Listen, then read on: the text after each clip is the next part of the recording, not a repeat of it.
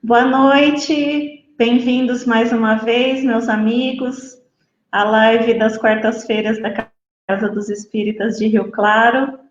Nossa gratidão a vocês por estarem nos acompanhando todas as semanas, por compartilharem, fazerem a divulgação. Isso para nós é um motivo de muita alegria e desejamos a vocês uma excelente noite. E hoje nós teremos conosco Antônio Carlos Navarro, de São José do Rio Preto. Boa noite, Navarro. Boa noite, Adriana. Boa noite, queridos amigos que nos assistem. É um prazer estar aqui. Prazer é nosso. Nós agradecemos por ter aceito o nosso convite. E o Paulo também, nosso presidente, está aqui conosco essa noite. Boa noite, Paulo. Boa noite, Adriana. Boa noite, Navarro. Boa noite, Paulo. E para nós, como eu disse, Paulo, nós agradecemos ao Navarro por ter aceito o nosso convite. É uma oportunidade para nós de muita alegria, que já esteve na casa conosco presencialmente, numa palestra de aniversário, e espero que em breve tenhamos outras oportunidades como essa, presenciais, inclusive. Será sempre um prazer. Iremos com a maior alegria. Para nós também será uma alegria, né? Com certeza. Então, antes de fazermos a prece, Paulo, você poderia, por gentileza, apresentar o nosso amigo Navarro? Bom, apresentar o Antônio Carlos Navarro é quase que desnecessário, né? Porque ele é um trabalhador da doutrina espírita, ele é um dos fundadores e é diretor da Casa Francisco Cândido Xavier em São José do Rio Preto, né? Juntamente com outros companheiros, desenvolvem um trabalho tanto na parte da divulgação da doutrina e através das palestras, um trabalho de atendimento social muito forte lá. Nós estávamos conversando um pouquinho antes, né? Estão atendendo. Agora, depois da pandemia, dobraram o número de famílias, estão atendendo em torno de 164, 165 famílias. Então, é um trabalho, né, por aí dá para a gente ver como é o Antônio Carlos Navarro também, né? Não só as palavras, através das palestras, do estudo que desenvolve, que faz, dos artigos que escreve, né? Então, aqueles que já ouviram uma vez já sabem quem é Antônio Carlos Navarro. E aqueles que vão ouvir pela primeira vez, né, ouvir e ver pela primeira vez, já verão que não é necessário muita apresentação, porque a vida pessoal, a vida particular, profissional, é uma coisa, né? Mas a vida espiritual, o trabalho na doutrina espírita, Navarro faz levando aquilo que fala, levando para a prática, que é o que todos nós devemos aprender, né? Praticar aquilo que estamos falando, vivenciar aquilo que pregamos, aquilo que lemos, que estudamos, né? Que aceitamos como correto. Então, essa é a apresentação que eu faço do Navarro, muito simples, né? A apresentação, para que ele possa ter mais tempo ainda para trazer as reflexões para a nossa noite aqui. Muito obrigado, viu, Navarro? Eu que agradeço, Paulo, as suas palavras, que não mereço, e agradeço. Então, meus amigos, vamos à nossa prece, para nós deixarmos o nosso amigo trazer a mensagem dessa noite, que o tema é influências espirituais. Então, vamos elevar o nosso pensamento, pedindo a proteção de Deus, pedindo que a sua luz, as suas bênçãos envolvam a todos nós, os nossos lares, os nossos familiares, pedindo também a proteção do nosso mestre, nosso guia Jesus, e dos bons espíritos, dos nossos protetores, mentores e todos aqueles amigos espirituais que nos inspiram, que nos auxiliam, que possamos nessa noite, mais uma vez, ter o nosso coração aberto ao aprendizado, aberto ao amor, ensinamento, dessa doutrina que tanto consolo nos traz, tantos ensinamentos, e que possamos, a cada dia, trabalhar um pouquinho mais para colocarmos tudo isso que aprendemos em prática no nosso cotidiano, na nossa vida. Que os irmãos de luz iluminem também o nosso irmão, que falará para nós nessa noite, que ele seja muito abençoado na sua tarefa e possa cada vez mais seguir na divulgação e no trabalho dentro do Evangelho de Jesus. Que assim seja, graças a Deus. Fique à vontade, então, Navarro. Obrigado, Adriano. Muito obrigado, Paulo. Queridos amigos da Casa dos Espíritas de Rio Claro, é uma bênção e uma alegria estar convosco nesta noite. E rogamos ao Senhor Jesus que nos abençoe as reflexões para que nós consigamos nos conscientizar cada vez mais profundamente nas lições do Evangelho do Senhor e do Consolador que ele prometeu, a doutrina espírita.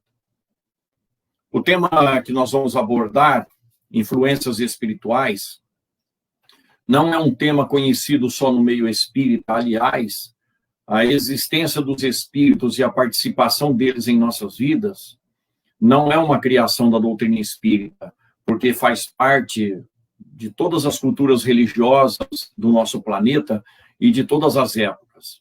Em todas as épocas do desenvolvimento moral dos nossos espíritos aqui no nosso planeta, já se tem intuição, já se tem conhecimento de que os espíritos existem e participam de nossas vidas. Então, não precisaríamos ficar aqui discutindo se tem ou não espírito, se eles participam de nossas vidas. Isso já está generalizado no entendimento das religiões da humanidade. Mas a doutrina espírita tem a ferramenta adequada para nós compreendermos do que se trata. A doutrina espírita, na feição de Consolador prometido por Jesus, que viria nos esclarecer sobre todas as coisas e nos fazer lembrar das coisas que ele, Jesus, havia dito, ela vai nos explicar nos detalhes como funcionam, qual é o mecanismo, as influências espirituais, as influenciações espirituais. E as nossas reflexões hoje serão nesse sentido, de nós compreendermos o mecanismo como um todo, de forma a assumirmos, e esta é a palavra, assumirmos definitivamente o controle de nossas vidas íntimas, do nosso mundo mental, e assim controlar quem nos influencia espiritualmente. Dissemos que faz parte de todas as religiões, inclusive da religião católica. O cristianismo traz, na sua voz nascente no Evangelho, passagens extraordinárias a respeito da presença dos Espíritos junto de nós outros. E nós vamos começar as nossas reflexões trazendo duas passagens do Evangelho do Senhor Jesus, para nós começarmos a nossa largada rumo ao entendimento da realidade das influências dos Espíritos em nossas vidas. A primeira delas, e ambas são conhecidas, a primeira delas é a passagem do Monte Tabor. Num determinado dia, diz o evangelista, o Senhor Jesus convoca Pedro, Tiago e João, 3 dos seus apóstolos, 3 dos seus trabalhadores mais próximos, para subir ao Monte Tabor. E o fazem, e quando atingem o topo do monte, a noite já se faz presente, diz o evangelista. E naquele instante em que eles estão ali no escuro da noite, o Senhor Jesus promove um fenômeno absolutamente extraordinário, que se chama transfiguração. Naquele instante, o Senhor Jesus se deixa ver na sua luminosidade espiritual. É como se o Senhor manobrasse com o poder infinito da sua mente, ele manobrasse todas as moléculas físicas do seu corpo e fizesse com que a luz gerada pelo seu espírito fosse vista.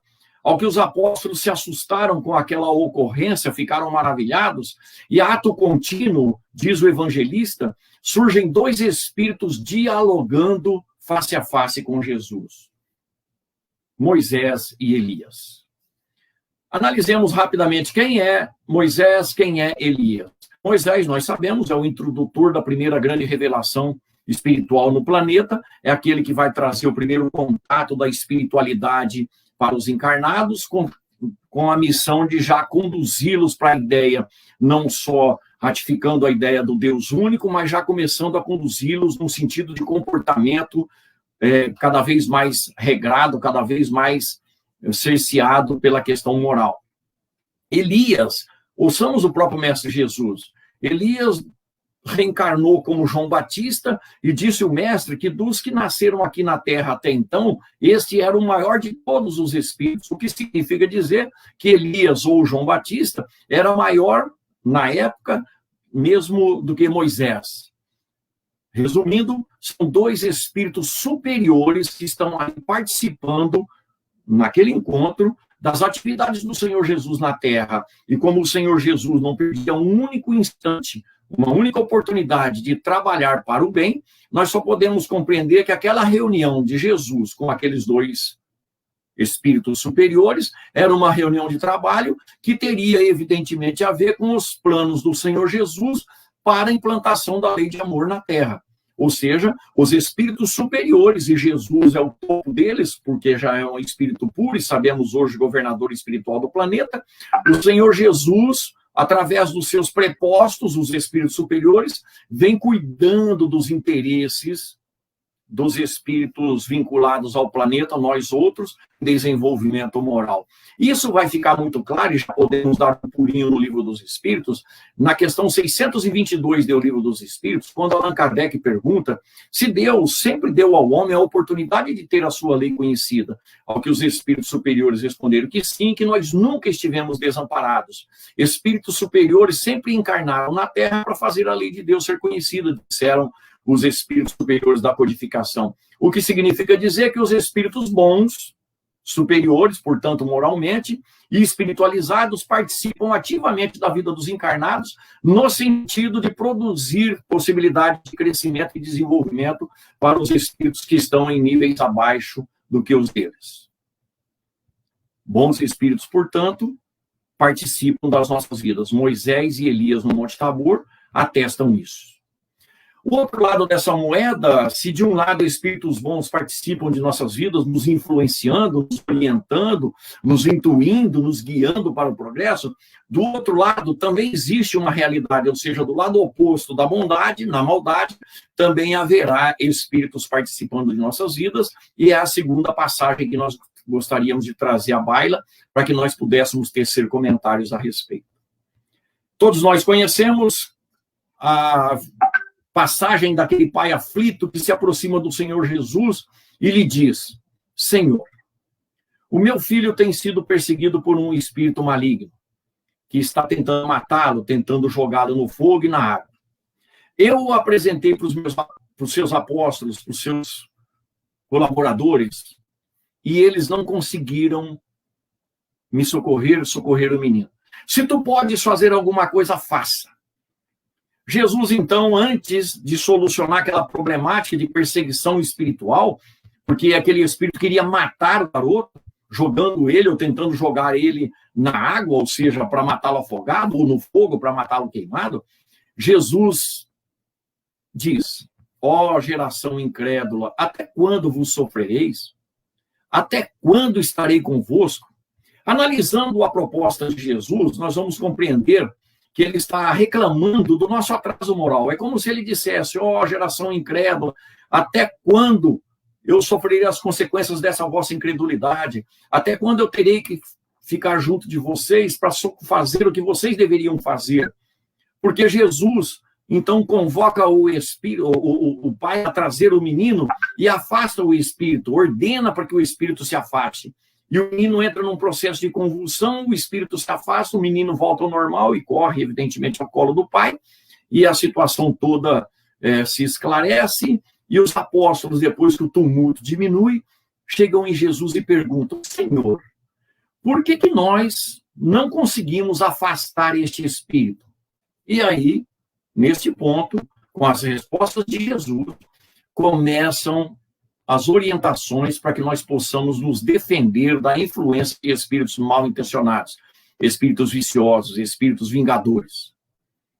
Diz Jesus, por causa da vossa pouca fé, pois que se tivessem fé do tamanho de um grão de mostarda, diríeis a este monte, sai daqui e vai para lá, ele o faria. Jesus está estabelecendo como princípio para afastarmos ou nos protegermos de espíritos menos felizes, a fé. Ou seja, aquela convicção em Deus de que as coisas podem melhorar, de que as coisas vão melhorar e de que nós podemos nos sintonizar com energias melhores e com isso nos tornarmos mais fortes. Fé, é necessário fé. E Jesus diz que não precisa ser muito grande, pode ser do tamanho de um grão de mostarda. Mas continua Jesus a resposta dizendo, mas esta classe de espírito só com jejum e oração. Esta classe é a palavra que Jesus utiliza. O que significa dizer que tem outras, porque se ele está identificando uma, e nós já vimos que tem uma outra no Monte Tabor dos espíritos superiores, existirá então uma infinidade de classes espirituais, tanto quanto são as dos homens, dirá Allan Kardec, quando ele analisa essa questão.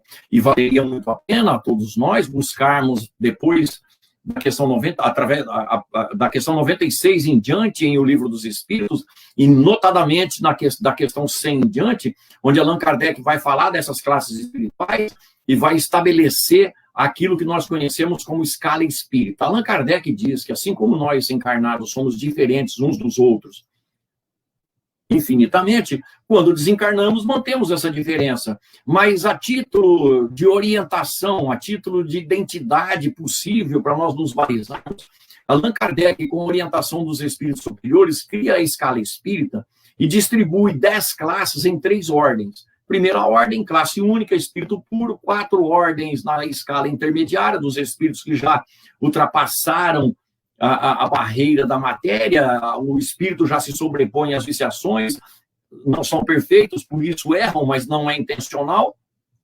E na terceira ordem, 5 classes de espíritos considerados inferiores, por conta de neles, ainda a matéria, a viciação e as paixões se fazerem preponderantes no comportamento. E para cada uma dessas classes, as características básicas, de forma que quando a gente lê as 10 classes, distribuídas em 3 ordens na escala espírita, nós somos capazes de identificar aproximadamente em qual posição nós nos encontramos ou em qual das 3 ordens nós nos encontramos. Então, a escala espírita serve tanto para nós identificarmos os espíritos, quanto serve para a gente estabelecer essa posição e saber o que precisamos fazer para adquirir estágios acima da nossa. De qualquer forma, Jesus disse jejum e oração. Ora, que tipo de jejum Jesus está falando se ele disse que não é o que entra pela boca que macula o homem, é o que sai? Jesus está falando das viciações e das paixões, e isso atrairá espíritos menos felizes. E a oração passa a ser, então, segundo Jesus, um mecanismo, e nós vamos compreender isso estudando doutrina espírita, através do Consolador. A oração passa a ser um mecanismo de defesa natural contra a influência dos espíritos inferiores. Mas Jesus haveria de dar novas pistas, novas orientações, novos esclarecimentos. E se ele se mostrou em luz no Monte Tabor, ele também disse que nós também somos luzes. Vós sois a luz do mundo, fazer brilhar a vossa luz. E se nós ousássemos perguntar ao Senhor, Senhor, como é que eu faço para brilhar a minha luz? Ele vai nos explicar como é que é, lá no capítulo número 11 do Evangelho de São Lucas, nos versículos 34 e 35, dizendo que o que ilumina o corpo são os nossos olhos. Se os nossos olhos forem bons, todo o nosso corpo será luminoso. Se os nossos olhos forem maus, o nosso corpo será tenebroso. Evidentemente, Jesus não está falando do olho enquanto mecanismo biológico, mas é uma metáfora, porque é através das nossas visões, generalizadamente, que nós vemos o mundo. E aquilo que a gente vê é maquinado na nossa casa mental. Quando um olho, então, será bom? Quando aquilo que nós vemos, aquilo que a gente tiver acesso, aquilo que a gente observar, nós balizarmos com olhos de bondade, com olhos de esperança, de expectativa positiva, de confiança, olhos de caridade. Isso ilumina o corpo, diz Jesus. E o olho mau? Aí é o olho pessimista, o olho irônico, o olho crítico, o olho cobrador, o olho egoísta, o olho vaidoso, o olho orgulhoso, e assim sucessivamente. Então, para melhorarmos a nossa luminescência, para um dia termos a luminescência do Senhor Jesus, tal qual ele deu uma amostra no Monte Tabor, nós precisamos mudar os nossos padrões de pensamento, os nossos padrões comportamentais, os nossos padrões mentais. E é aí que a coisa começa a ficar interessante, porque Jesus dirá: vigiai e orai, para não cair em tentação. O que significa dizer que, mais uma vez, que a oração é um processo de proteção para nós não cairmos nas tentações. Mas o que é tentação? O próprio mestre deu 3 exemplos nas famosas 3 tentações que estão no Evangelho, e ele vai mostrar que a tentação pode vir pelo lado de fora, através de um ser espiritual. Ali a condição dele é chamada de Satanás, ou do demônio, ou do diabo, não importa, é um nome dado a uma entidade espiritual. Se é uma entidade espiritual, é irmão nosso, porque nós também somos entidades espirituais, tanto quanto Jesus é, e isso significa que somos todos irmãos, e o que vai dizer se alguém é o diabo ou não é o comportamento. Então Jesus mostra que aquele que está na figura do Satanás ou do diabo ali naquele momento, do demônio, ele tem possibilidade de nos buscar.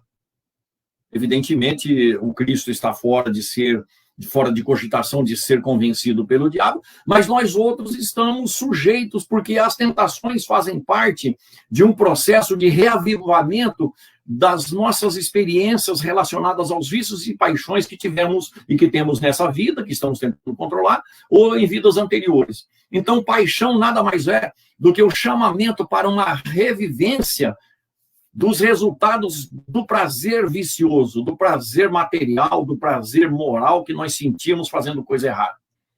Então Jesus fala: vigia e ora, para não cair em tentação. Ora, vigiar o que então? O mundo íntimo.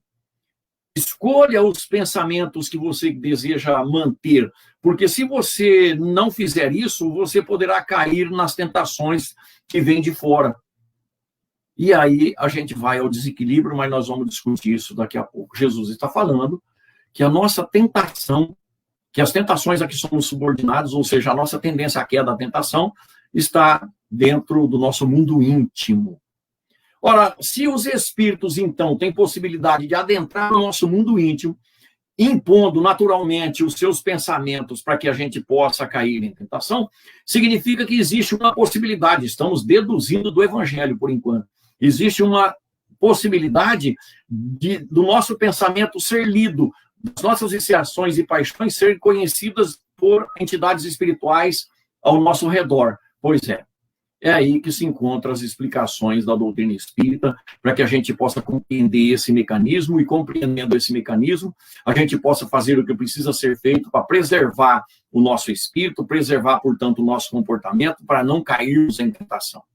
E tudo vai começar, e aqui nós vamos chamar para a realidade das nossas reflexões 5 questões do Livro dos Espíritos, que tem a ver sobre o tema, objetivamente. É bem verdade que lá no Livro dos Espíritos, na segunda parte, nós vamos encontrar todas as explicações nas diversas questões. Vamos trazer só 5 que seriam, nesse caso, somente as principais para a gente balizar a nossa reflexão, mas é facilmente compreensível. A primeira pergunta que a gente gostaria de lembrar é a questão 456 do Livro dos Espíritos, que é onde Allan Kardec pergunta para os espíritos superiores se os espíritos se interessam por aquilo que fazemos e se eles podem ver o que fazemos. Lembremos, antes de falarmos da resposta dos espíritos, Paulo de Tarso, nas suas epístolas, disse: nós estamos sempre rodeados por uma nuvem de testemunhas. Ele estava se referindo aos espíritos que estão ao nosso redor no dia a dia de nossas vidas. E a doutrina espírita vai dizer que a gente se acotovela com os espíritos onde quer que a gente se encontre.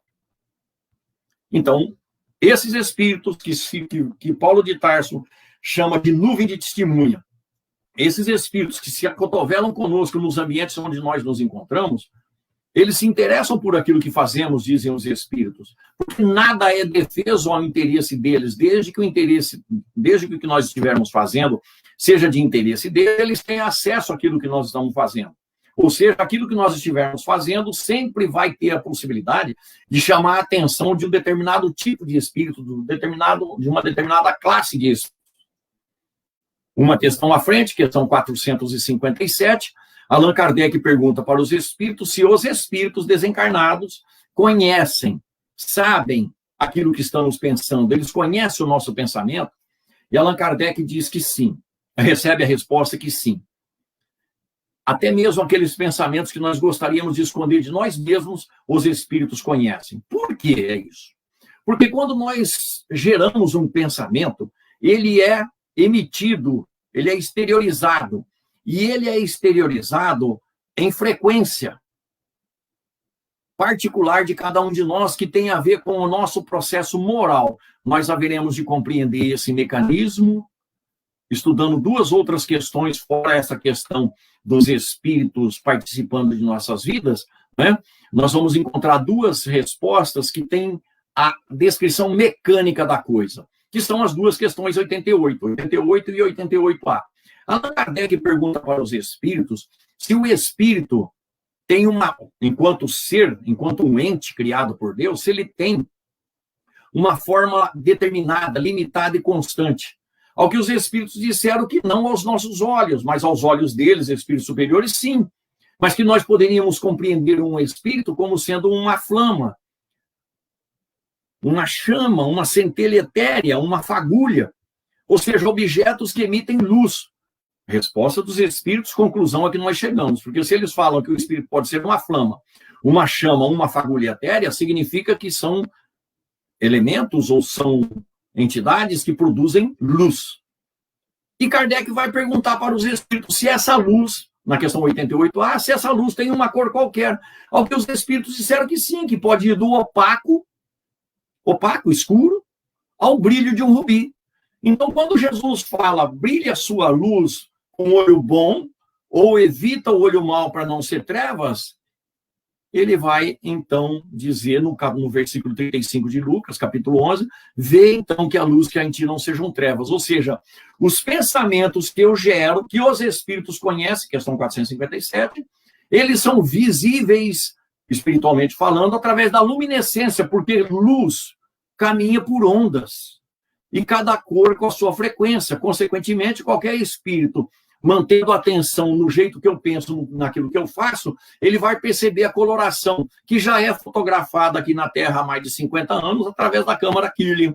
Aquilo que nós conhecemos como aura, nada mais é do que a luminescência no entorno dos limites do espírito e do corpo físico, quando passam as ondas mentais que nós geramos e provocam determinada coloração. Os espíritos enxergam essa coloração, naquilo que interessa a eles, eles se aproximam.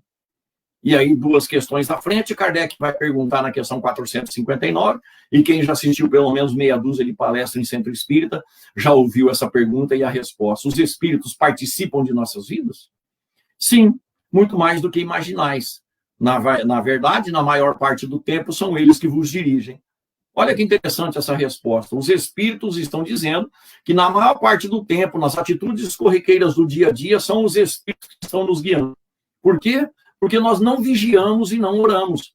O que é vigiar, então? É prestar atenção se o pensamento que nós estamos tendo é um pensamento bom, se ele é moralizado, se ele é um pensamento positivo, vamos dizer assim.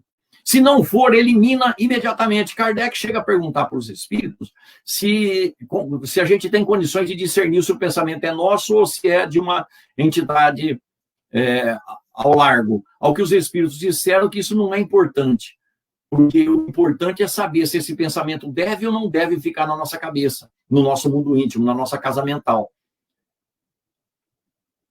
Se eu penso, se cada um de nós pensa, se os espíritos desencarnados pensam e todo mundo está emitindo energia, André Luiz vai chamar o planeta Terra de imenso oceano de energia psíquica, o que significa dizer que o tempo todo tem vibrações passando pelo nosso sensório espiritual, vamos dizer assim, pela nossa antena psíquica.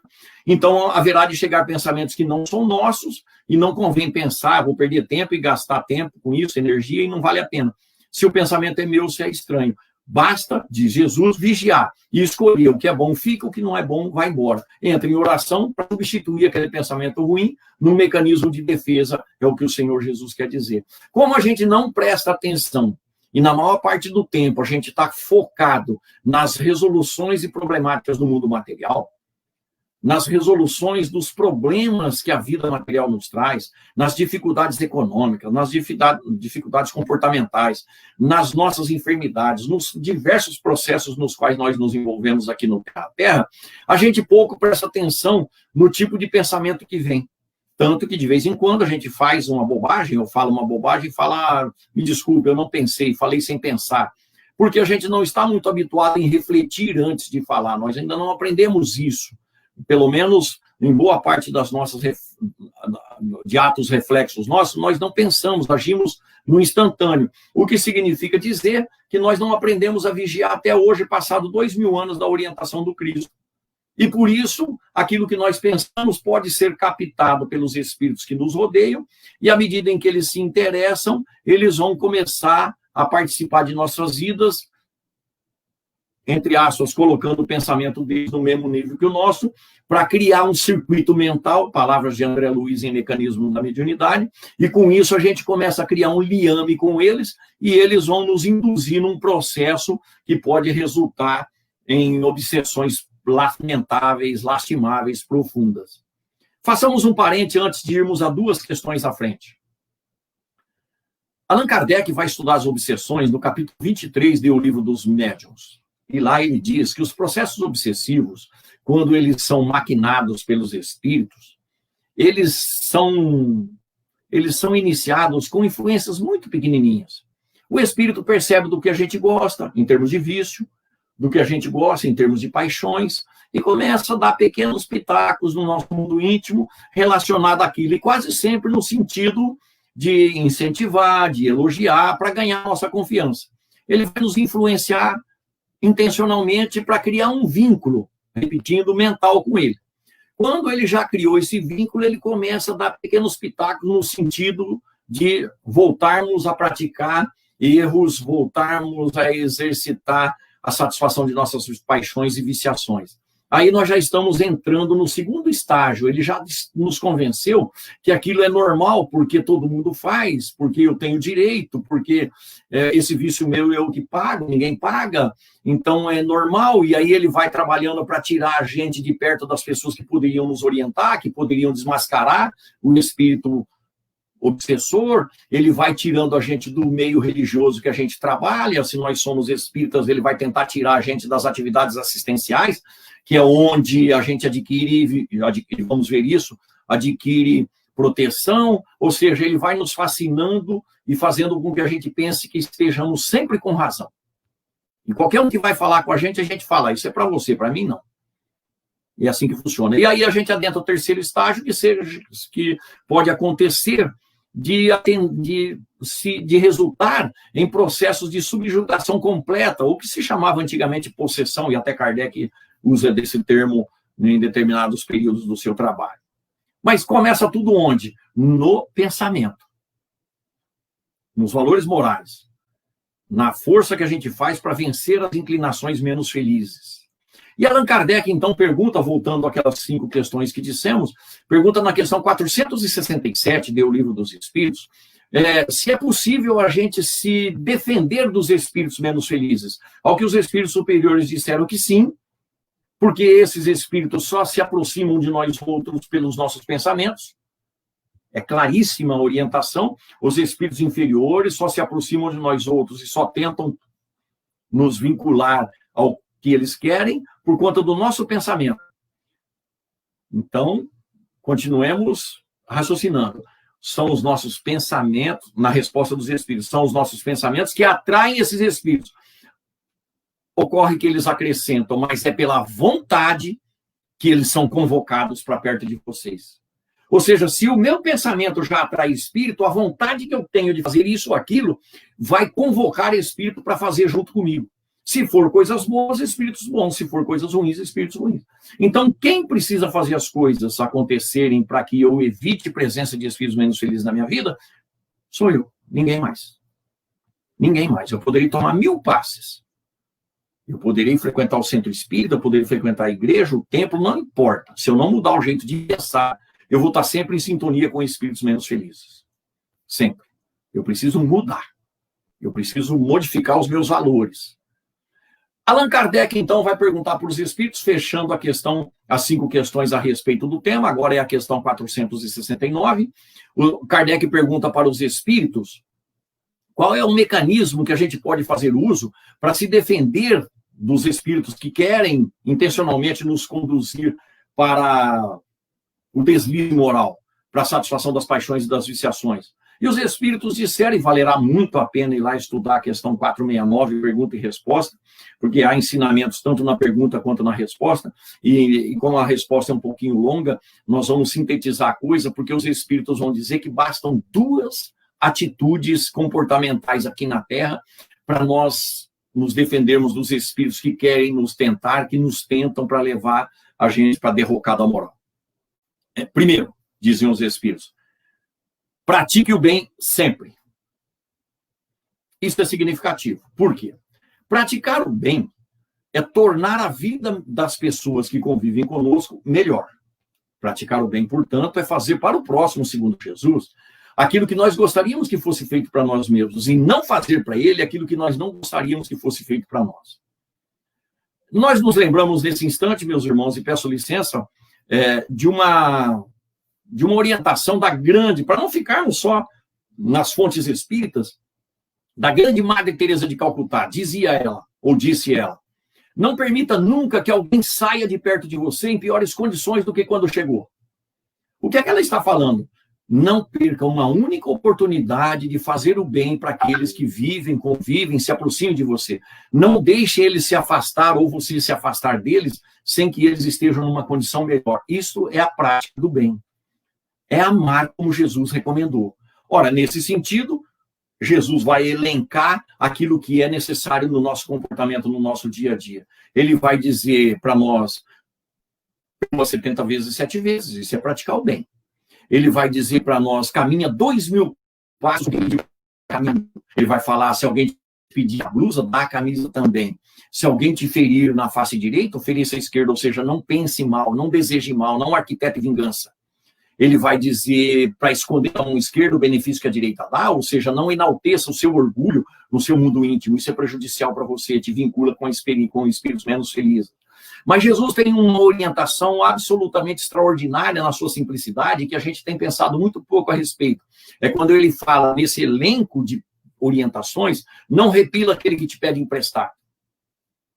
O que significa isso? Será que Jesus estava lidando tão somente com as coisas materiais que as pessoas pegam emprestado? Ou mesmo pecuniárias? Não. O Senhor Jesus, ou como diz Emmanuel, o Evangelho não tem uma leitura objetiva. Ele é de amplo entendimento, de ampla perspectiva de entendimento. Quando Jesus fala, não repila aquele que te pede emprestado, nós precisamos observar, e muito mais nos dias de hoje, por conta da pandemia, que estamos vivendo uma vida mais reclusa, muitos de nós têm a necessidade de viver recluso totalmente, né? Home office ou mesmo quarentena obrigatória por conta de ter sido exposto ao vírus.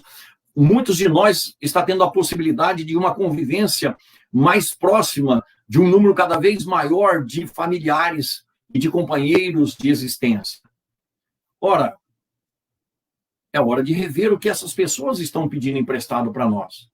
E a maioria das vezes, essas pessoas estão pedindo coisas emprestado para nós veladamente, sem falar. E nós poderíamos fazer uma listinha, porque é só observarmos o número de depressivos, o número de tentativas de suicídio, o número de suicídio. O que é que as pessoas estão pedindo em silêncio para nós outros?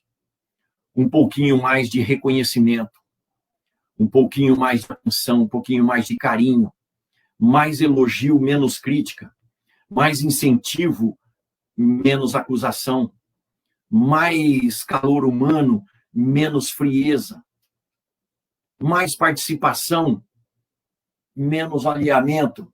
Um ombro amigo, essas pessoas estão pedindo um ombro amigo, uma mão amiga, um abraço dentro de nossas casas. E a gente acha que não é preciso porque está convivendo ali. Nós gastamos um tempo enorme com isso aqui, conversando com quem está longe, dando risada com quem está longe, e não conversamos com quem está perto, não causamos esse impacto positivo das risadas, dos sorrisos dentro da nossa própria casa. e queremos que as coisas se deem em nossa vida de uma forma perfeita. Não vai dar, porque quando nós não produzimos o bem, o nosso pensamento não está em nível do bem, porque para promover o bem, eu preciso pensar no bem. Pensar no bem significa vibrar melhor, mais próximo dos espíritos bons, vibrar pior, mais próximo dos mal intencionados. Então eu convoco para perto de mim, para dentro da minha própria casa, ou do meu ambiente de trabalho, ou do meu ambiente social, espíritos que têm a ver com a minha vibração. E se for dentro da minha casa, eu estou expondo os meus familiares àqueles espíritos que coadunam com o meu pensamento e, consequentemente, vão fazer presença dentro da minha casa, perturbando o ambiente espiritual, produzindo brigas de todo tipo, rusgas de todo tipo, problemas de relacionamento de todo tipo. Os números são terríveis. Os números de divórcio aumentaram, os números de agressões dentro de casa aumentaram. É só olhar as estatísticas policiais aí, ou daqueles que fazem essas pesquisas, não é? Significa que nós não estamos aprendendo, nós não aprendemos ainda a conviver. Por quê? Porque nós achamos que as coisas têm que ser do nosso jeito, ou seja, orgulho, egoísmo, e por isso a gente vibra mal. Em função disso, os espíritos inferiores se aproximam de nós outros. Onde começa tudo isso? No nosso jeito de ser. Na luz que a gente está brilhando, que ainda não é luz, segundo Jesus. Dessa forma, nós estamos nos expondo a espíritos automaticamente, sejam bons, sejam ruins. E é isso que a gente precisa compreender em termos de influenciações espirituais, porque nós daremos acesso às influências espirituais de acordo com os valores que nós traduzimos no nosso comportamento, que vai no nosso mundo íntimo. Mas nós dissemos dentro de casa, e é uma realidade. E há uma questão que a gente precisa levar em conta, e eu peço licença para vocês para falar de uma experiência pessoal pela qual passei logo que eu adentrei o conhecimento espírita, uns 35 anos atrás, aproximadamente. Eu estava em casa numa sexta-feira santa e me preparando para assistir Jesus de Nazaré. Nem sabemos se hoje passa Jesus de Nazaré na sexta-feira santa. Mas naquela época, todos os anos passavam. E eu já era adulto, um jovem adulto, né? E eu me preparei, eu estava sozinho em casa para assistir Jesus de Nazaré. Começa o filme e o telefone toca. O telefone toca e não era celular, telefone comum da época. Ainda não existia celulares. Eu precisei sair de casa para buscar a família que estava fora, e, consequentemente, eu já não podia mais assistir Jesus de Nazaré. Ato contínuo, você pensa, bom, eu vou sair de casa, eu vou fechar tudo, vou desligar a televisão e vou sair. Não. A mensagem espiritual foi objetiva, foi muito clara, embora a gente não seja médium vidente, eu não sou médium vidente ou médium audiente, mas era uma necessidade de momento. Os espíritos deixaram muito claro na minha consciência o seguinte: saia, mas não desligue a televisão. Porque nós trouxemos uma quantidade enorme de espíritos aqui para assistir Jesus de Nazaré na sua casa. E eu me assustei com aquilo, eu era um novato em doutrina espírita, não é? Estava começando nas primeiras letras da doutrina, ainda sou novato até hoje, mas eu era muito mais. E aí, então, eu falei, nossa, os espíritos aproveitam até mesmo uma atração na televisão para trazerem outros espíritos para tomar contato com o Senhor. E aí, então, as explicações começam a vir intuitivamente. Sim, tem gente que passa pela vida e não dá a mínima para o Evangelho de Jesus, não dá a mínima para religião nenhuma, desencarnam e continuam vivendo as suas vidas mecanicamente como se estivessem vivos. Não tem um mínimo de orientação espiritual, nunca pensaram em orientação moral, nunca se incomodaram. Então, nós precisamos dar a determinados espíritos que já têm essa possibilidade de entendimento a oportunidade de começar a conhecer Jesus. Então, olha o atraso. 2000 anos Jesus já veio e tem espíritos começando a tomar contato com ele agora e na condição de desencarnados, porque não tiveram como encarnados. E aí, então, eu fiquei impressionado com aquilo e deixei a televisão ligada e fui buscar a família, mas no trajeto, raciocinando sobre tudo aquilo, eu pensei, mas espera um pouquinho, se existia uma plateia espiritual para assistir Jesus de Nazaré, e se não fosse Jesus de Nazaré o filme? E se fosse um filme de guerra, de violência, se fosse um filme de terror, se fosse um filme sensualista ou mesmo de sexo explícito, que tipo de plateia ia ter? Exatamente, correspondente ao tipo de produto que estava sendo vinculado pela televisão. Se fosse um filme carregados de viciações, carregados de paixões indecorosas, espíritos iguais.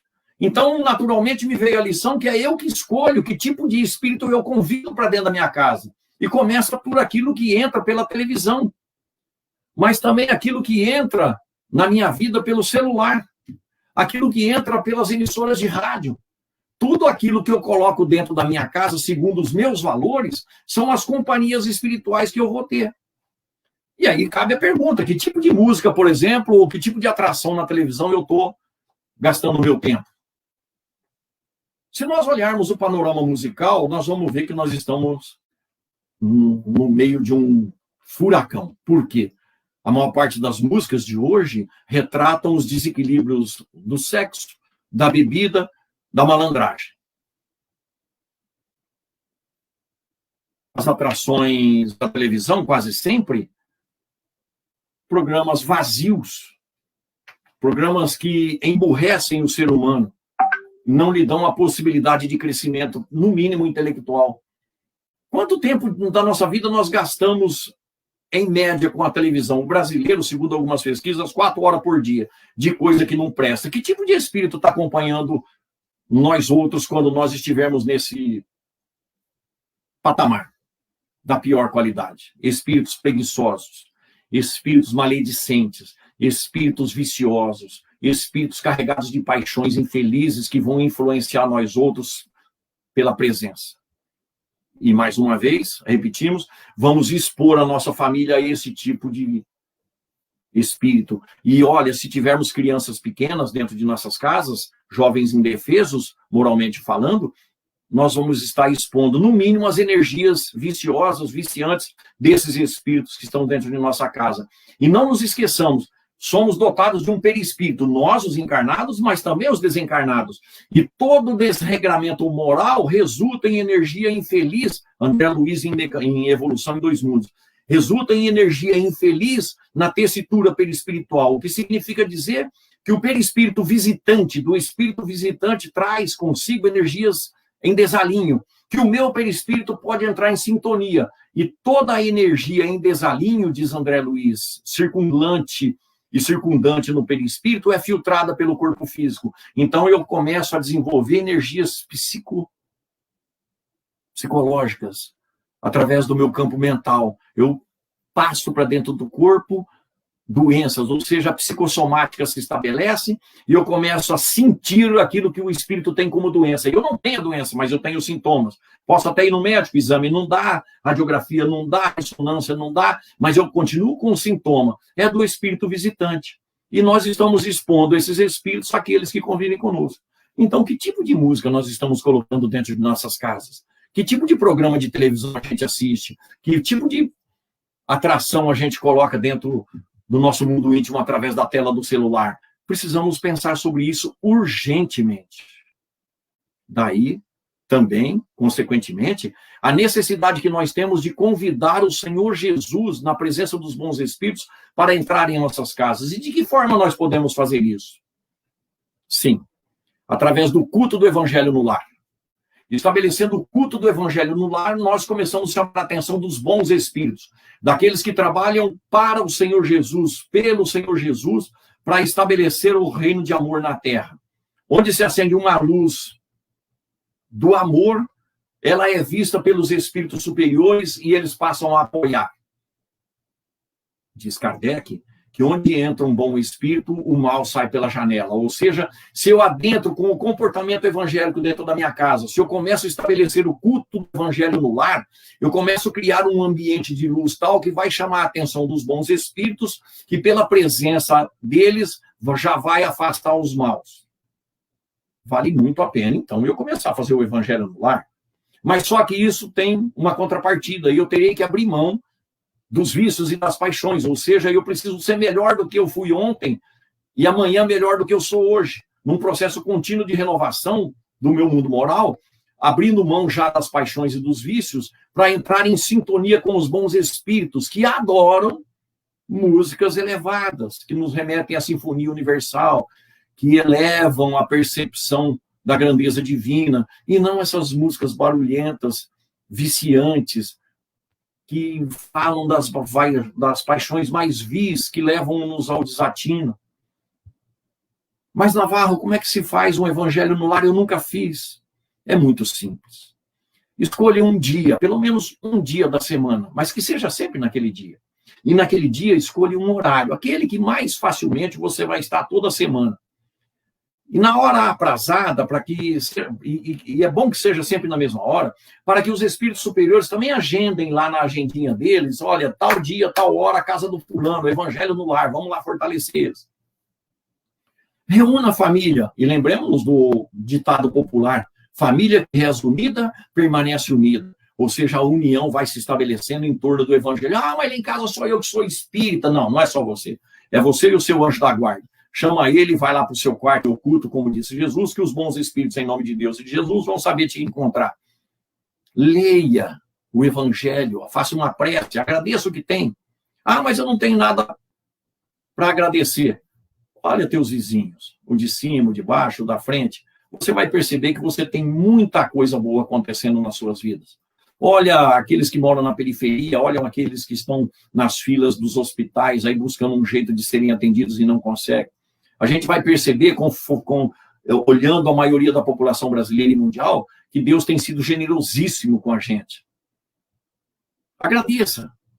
Agradeça a presença dos bons espíritos. Abra o evangelho ao acaso. Não precisa ler o capítulo todo. Um trecho, uma mensagem.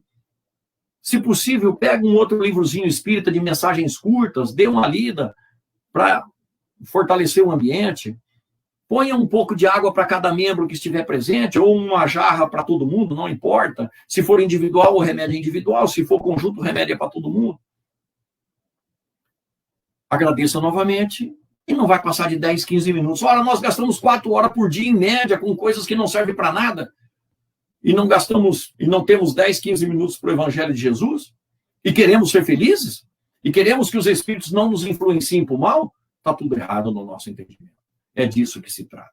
Se nós não colocarmos luminosidade em nossas vidas, só haverá espíritos trevosos em torno de nós. E isso é de responsabilidade de cada um de nós. A doutrina espírita está mostrando, então, que o simples fato de gerarmos ondas mentais, que são vistas no seu colorido particular, o simples fato de pensarmos já nos põe em condições de sintonizar com outras mentes, sejam encarnados ou desencarnados. E é só observarmos as nossas vidas, o que acontece conosco. Às vezes a gente vai falar alguma coisa, alguém fala na nossa frente. Parece que a pessoa leu o nosso pensamento. Às vezes a gente fala, a pessoa fala, nossa, eu estava pensando nisso agora. Quem de nós não tem esse tipo de experiência? É a prova inconteste de que os pensamentos são vistos por aqueles que frequentam o nosso mundo mais de perto. Meus irmãos, a segunda alternativa, se a primeira é praticar o bem, para aqueles que vivem conosco dentro de casa, para aqueles que convivem conosco no trabalho profissional, na vida social, na vida religiosa, a segunda é confiar em Deus. Praticar o bem e confiar em Deus. O que é confiar em Deus? Perguntaríamos, num exercício aqui para ilustrarmos a coisa, e já caminhando para o encerramento das nossas reflexões. Confiar em Deus é não reclamar de nada e de ninguém. Por quê? Ora, Deus, nós sabemos, é a própria perfeição. Causa primária de todas as coisas, a inteligência suprema, dizem os Espíritos. Jesus falou isso com outras palavras. Para Deus, todas as coisas são possíveis. Todos os fios de cabelo de vossa cabeça estão contados. Não caiu uma folha de uma árvore sem que Deus o saiba. Deus sabe muito antes de você pedir o que te é necessário, e ele não dá pedra para um filho que pede pão e nem uma serpente para um filho que pede peixe. Ora, o que Jesus está falando? Que Deus está fazendo a parte dele. E se ele está fazendo a parte dele e está acontecendo coisas ruins comigo, das duas, uma. Ou eu estou fazendo coisa errada ou estou deixando de fazer coisa certa. Porque tem diferença. Tanto que Allan Kardec perguntará aos espíritos se basta nessa vida não fazer o mal. Ao que eles dizem que não. É preciso fazer o bem, porque toda vez que a gente deixa de fazer o bem, primeira atitude que a gente deve ter para se defender dos espíritos, toda vez que a gente deixa de fazer o bem, o mal se fortalece. E nós seremos responsáveis pelo mal que resulta, então, do bem que nós não fizemos. Questão 642 do Livro dos Espíritos.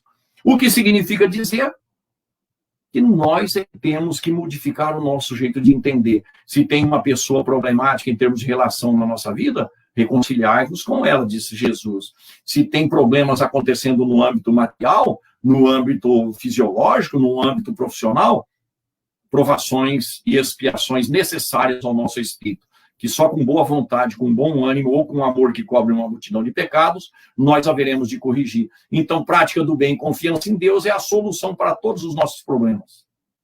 Todos, absolutamente todos. E esse deve ser o nosso exercício, aprender a não reclamar e muito menos imputar a alguém a causa do nosso sofrimento, das nossas dificuldades, das nossas dores, porque isso é falta de caridade. Nós não gostamos que façam isso conosco, então não podemos fazer isso com os outros. Os espíritos participam de nossas vidas. Diz o Evangelho de Jesus, diz a doutrina espírita, dizem todas as religiões do planeta.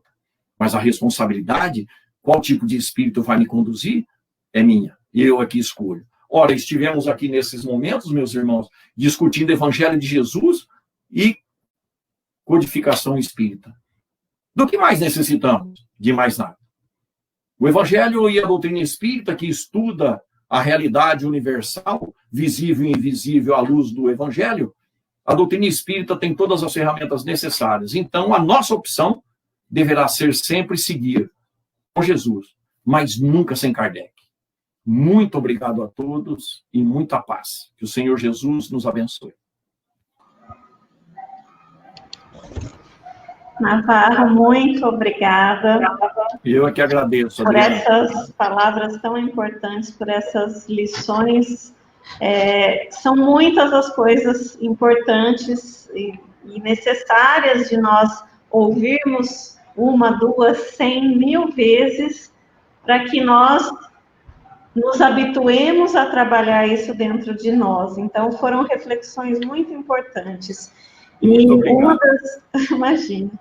uma das coisas que a gente tem sempre que pensar, refletindo no que você nos trouxe, a respeito do Evangelho, a respeito das questões abordadas do Livro dos Espíritos, que a responsabilidade é nossa, não é? E muitas vezes, quando a gente ouve alguém falar de influências espirituais, a gente sempre atribui a que nós não temos o controle sobre isso, nós estamos sendo vítimas.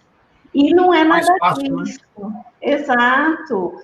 E essa questão de nós trazermos a responsabilidade para nós do que nós experienciamos é de extrema importância, porque isso nos faz os dirigentes da nossa vida. Então, nós podemos escolher, né? Claro, temos as influências que podem ser boas ou não, de acordo com as situações. Às vezes nós baixamos nossa guarda e acabamos dando espaço para essas influências menos positivas, mas aí sim, sempre a nossa responsabilidade, porque nós permitimos, nós nos omitimos, então nós temos que estar sempre nos recordando disso, né? Então é uma coisa que muito, muito boa de você ter trazido.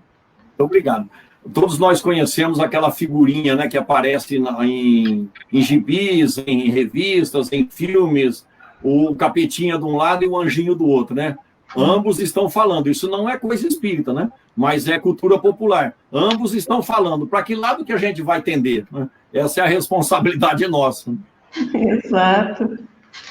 E uma outra questão também que foi muito, muito boa de você trazer foi que o que as pessoas que estão ao nosso redor estão buscando e que nós não estamos muitas vezes enxergando. Que é muito importante dentro do nosso círculo familiar, como você bem apontou, nas nossas relações sociais.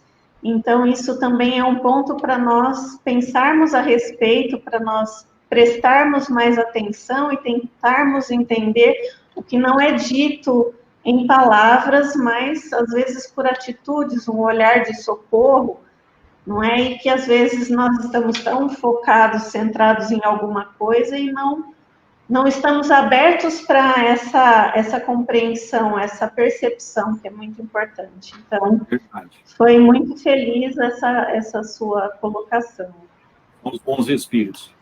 Exato. E não secundário. Eu também estou aprendendo a fazer isso. Estamos todos, né? É o nosso desafio diário. Com certeza.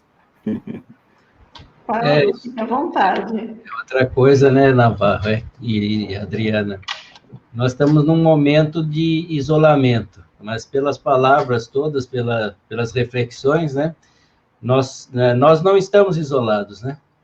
Não. Na realidade, nós estamos sintonizados, e basta saber com quem nós queremos sintonizar, né?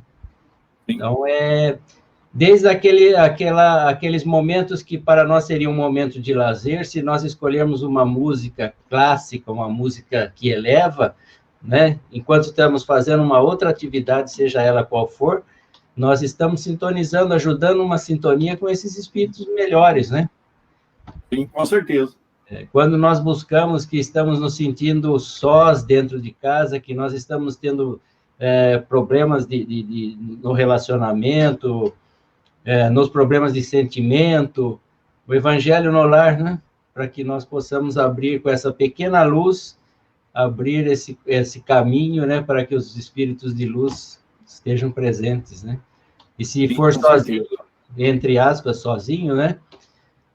Não faz mal, porque nós nunca estamos sós, né? Não. Você vai assistir um programa de TV, é importante que nós trouxermos a gente para assistir isso, né? Então, essas coisas que a gente tem que ir pensando, né? Uma coisa aqui, outra ali, para ir formando esse nosso entendimento, né? Formando o nosso caráter, a decisão que a gente quer seguir, né? Aquilo que a gente realmente quer seguir, quer viver, né? Quer alcançar. Que bom que deu certo, Paulo. Claro que foi ótimo, excelente palestra, ótimas reflexões, como sempre, né, Navarro? A apresentação para aqueles que ouviram e viram, falaram, nossa, mas o Paulo falou isso só do Navarro, a apresentação foi essa, eu só dei a introdução. A gente não pode esquecer que todas as bênçãos vêm do Senhor Jesus na presença dos bons espíritos. E mais uma vez eles fizeram a parte dele, graças a Deus. Mas quando a gente facilita, né, o canal estudando e vivenciando, né, Navarro? É obrigação para o espírito devedor. No mínimo.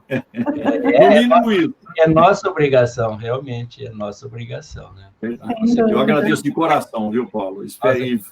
E me sinto aliviado de ter produzido coisas boas nas pessoas que tiveram acesso às nossas reflexões. Eu fico honrado e agradecido a vocês e a todos aqueles que estão nos incentivando aí. Muito obrigado. Nós também agradecemos. Nós agradecemos também. Uma boa noite a você, Navarro, Paulo, a todos que estão nos acompanhando. A nossa gratidão por estarem conosco.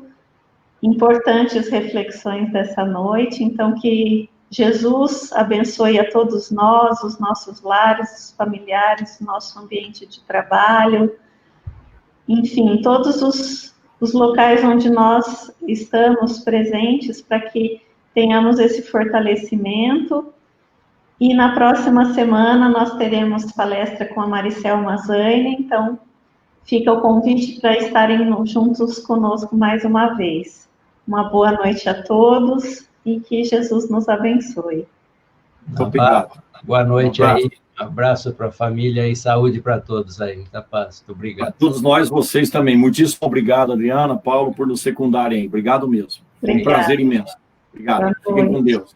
Fiquem com Deus. Boa noite.